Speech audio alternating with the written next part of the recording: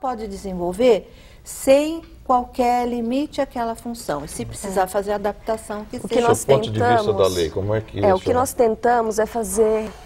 O foco de início era a deficiência. Antes da Constituição, o foco era a deficiência, né? O deficiente como incapacitado.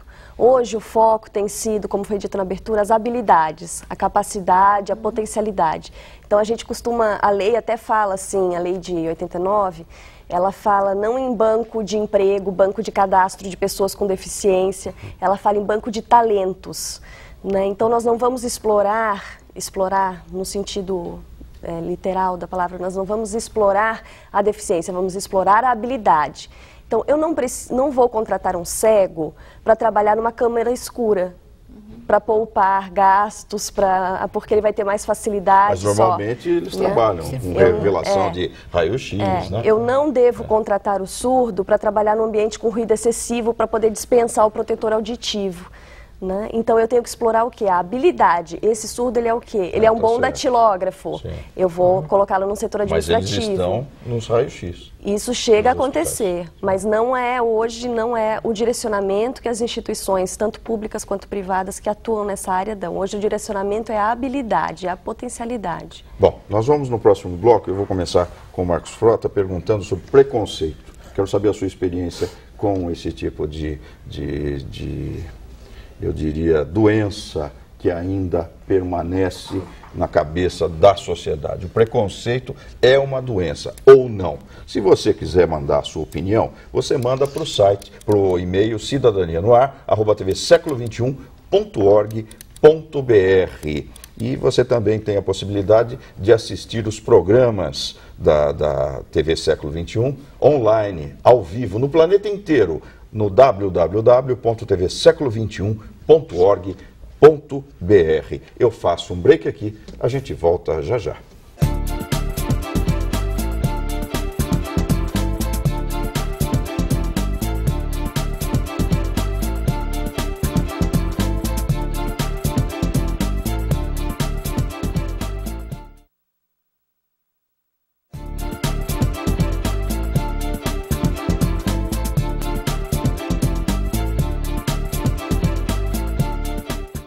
De volta para você com Cidadania no Ar. Aqui, seu direito toda semana é nosso tema. Então você envia para a gente o tema que você gostaria que nós apresentássemos aqui no e-mail cidadanianoar@tvsecolo21.org.br. Hoje nós estamos falando do deficiente físico e principalmente da discriminação. E eu vou começar com o Marcos Frota para que ele nos esclareça um pouco na visão do ator. Acho que o ator, ele incorpora muitas vidas diferentes, de diferentes origens e tal. O ator, ele tem um sentimento muito aberto. Como é que você vê a discriminação? Você já fez papel de um deficiente visual, não fez? Eu estou intimamente, profundamente, seriamente, humildemente envolvido para valer com a questão da inclusão da pessoa com deficiência, né? Foi a única maneira de eu retribuir até tudo aquilo que os personagens que eu interpretei me deram para a minha carreira, enquanto conceito, enquanto respeito, enquanto uma admiração diferente um pouco da tietagem e tal. Eu fiz 4 personagens com deficiência. O primeiro foi o Marcelo Rubens Paiva, um garoto que aqui na Unicamp mergulhou, se ficou tetraplégico, e aquele personagem me deu todos os prêmios, me deu um contrato com a Rede Globo, me deu um reconhecimento nacional, me deu uma certa independência financeira, importantíssimo no começo da carreira do ator, para que ele possa ter autoridade na escolha dos seus papéis, na definição da sua caminhada, do teu destino, da tua carreira. Muito importante a gente ter condição de poder escolher e não ser obrigado a fazer coisas que você não quer fazer. Depois eu fiz um surdo na novela Sexo dos Anjos, daquela Ivani Ribeiro, que é uma grande novelista que faleceu, mas que tratava essas questões de maneira muito espiritualizada. E ao viver e pesquisar e me abrir e receber a história do Tomás, da novela Sexo dos Anjos, eu abri uma leitura espiritual sobre essa questão. Depois eu fiz o Tonho da Lua, da novela Mulher de Areia, um personagem que já tinha sido feito pelo Guarnieri, na antiga TV Tupi de São Paulo, e a Rede Globo fez o remake. Eu fiz com a Glória Pires, ela fazia as duas irmãs gêmeas e eu fazia o personagem. Um personagem autista, com algumas dificuldades de compreensão, de leitura, com seríssimas nuances e de comportamento, de atitude, com muita ternura e muita violência. E mais uma vez, escrito pelo Ivani Ribeiro, e então eu me aprofundei um pouco nessa questão de uma leitura espiritual sobre essa questão, sobre essa causa, E depois, mais recentemente, eu fiz o Jatobá, da novela América, um personagem com deficiência visual, um cego, mas aí já preparado pela própria empresa, pela própria autora, apoiado pelos meios de comunicação, para deflagrar no país uma campanha de conscientização sobre a questão da pessoa com deficiência, em especial a pessoa com deficiência visual. Foi constatado naquele momento que 40% dos deficientes do Brasil são deficientes visuais. Então eu tenho um pouco essa coisa de dentro, né? Eu meio que era um deficiente, né? Por dentro, né?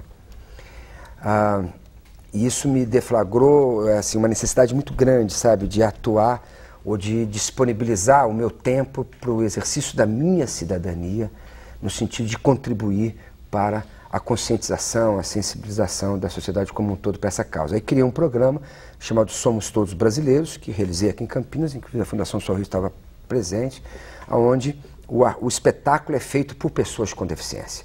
E cegos, e cadeirantes, e tetraplégicos, e deficiências múltiplas, coisas que na rua pode constranger, mas que no palco ganha ludicidade através da música, através do espaço, da iluminação, e aquilo que fora ganha forma artística, e as pessoas rapidamente esquecem de prestar atenção na deficiência apresentada, mas no talento, na capacidade de interagir artisticamente com os colegas que estão no palco e com a plateia aqui. E mundanamente, porque artisticamente essa visão... Não, mas aí eu só fiz essa abertura para falar o seguinte, de tudo que eu observei, vivenciei esses anos todos, tal, e todos os espetáculos que eu montei, só com artistas com deficiência, inclusive Herbert Viana, inclusive Maestro Carlos Martins, inclusive, enfim, bailarinos cegos, tal, é a questão do preconceito. Então, como você abriu esse bloco aqui falando sobre o preconceito, o que pega mesmo é o preconceito. É por isso que é importante a sociedade se mobilizar através das fundações, das escolas, dos abrigos de reabilitação. Importante que o poder público e o direito de cidadania, tal, porque o que conta mesmo é que a gente possa nos instrumentalizar para todos nós juntos enfrentar o grande e o maior adversário de todos, que é a questão do preconceito. O preconceito, ele é inteligente, ele é carismático, ele é elegante, ele é subliminar. O preconceito está espalhado nas nossas casas, nas fundações, nos tribunais, nos escritórios de advocacia, mesmo naqueles advogados, me perdoem, não tem nenhum sentido de agressividade aqui, mas mesmo naqueles advogados que defendem o deficiente.